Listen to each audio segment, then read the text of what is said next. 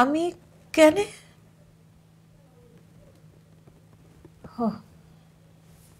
বুঝছি, আমি সংসারের জন্য বয়া, তাই তো? ধরে নাও তাই। কিন্তু বাড়ির সকলে এই প্রস্তাবে কি মত দেবে? অন্যদের কথা জানি না, আম্মা নিশ্চয়ই মত দেবেন। ঠিক আছে, দেখি মায়ের অনুমতিটা নিয়ে মা মত দেন কিনা দেখি।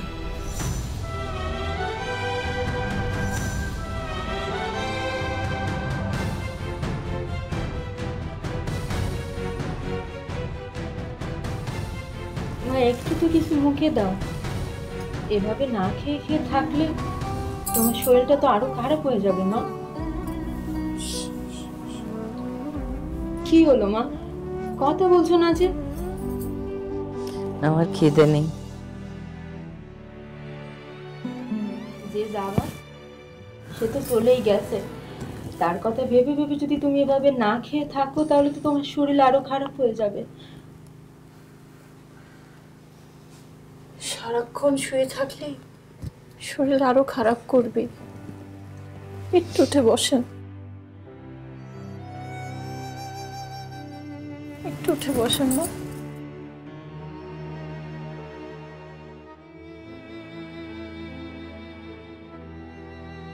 আমার একটু একা থাকতে দাও। আপনি এরকম করলে আমাদেরকে কে দেখবে? তোমার জন্যই তো আমাদের সে যৌবন আমাদেরকে ছেড়ে এত তাড়াতাড়ি চলে গেল। তুমি আবার এসো মাকে সান্ত্বনা দিতে। আপনি না খেলে আমি খাবো না। আপনি না আমার মেয়ে মনে করেন, মেয়ের কথা রাখবেন নাই। একটু খান, একটু খান,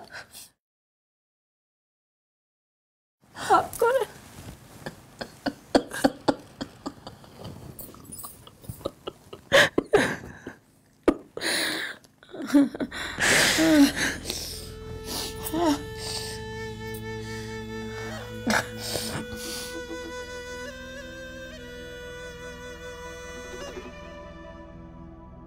মা, আপনার ছেলে আমারে নিলামে যেতে বলেছে, আপনার মত কি?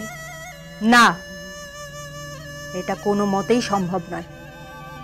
বাড়ির বউ বরের পিছু পিছু নিলামে যাবে? লজ্জা শরমের মাথা খেয়েছো নাকি? মা,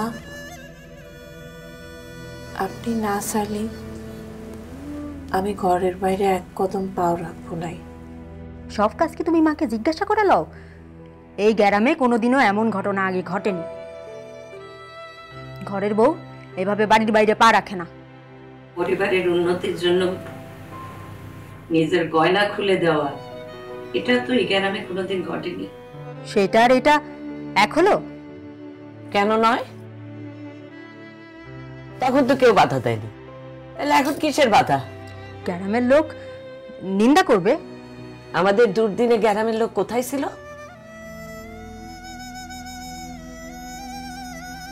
আমি বলছি না, তুমি যাবে। হাসান যা বলে বিবেচনা করেই বলে। তোমাদের যা ইচ্ছে তোমরা তাই করো।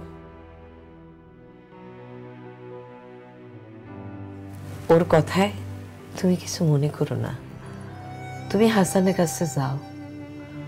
আমি জানি তুমি ওখানে গেলে আমাদের উন্নতি হবে।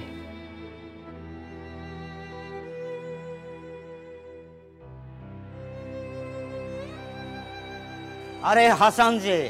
হ্যাঁ চাচা, আমি আপনার কাছে এসেছি। বলো, তোমার জন্য আমি কি করতে পারি? গ্রামে লোকমুখে শুনতে পাচ্ছি রায়বাড়ির জমি জিরেত নাকি নিলামে উঠবে, কথা কি সত্য? কথা সত্য হাসান। তুমি তো জানো দিনে দিনে খাজনার পরিমাণ এত বেড়ে গেছে যা দেওয়ার মতো আমাদের উপায় নেই। তার ভিতরে ব্রিটিশ জালিম সরকার এই খাজনার দায় আমাদের কিছু সম্পত্তি নিলাম করে নিল। নিলামের দিনক্ষণ ধার্য করা হয়েছে? না, বলেছে জানাবে। ঠিক আছে, দেখা যাক। আসি তাহলে। ঠিক আছে।